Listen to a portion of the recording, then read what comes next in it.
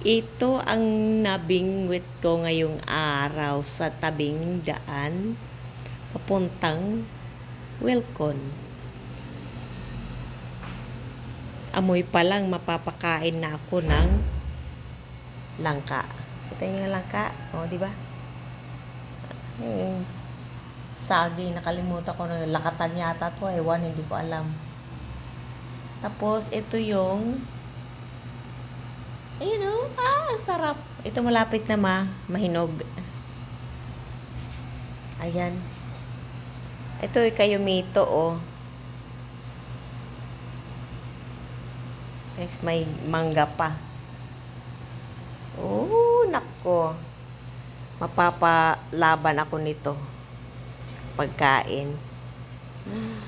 Ay, nako, mga kainday. Ang sarap kumain ng sariwang prutas.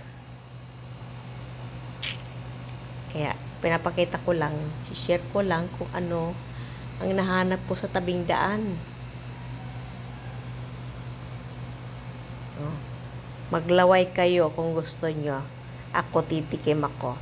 Thank you very much for watching. Baboos!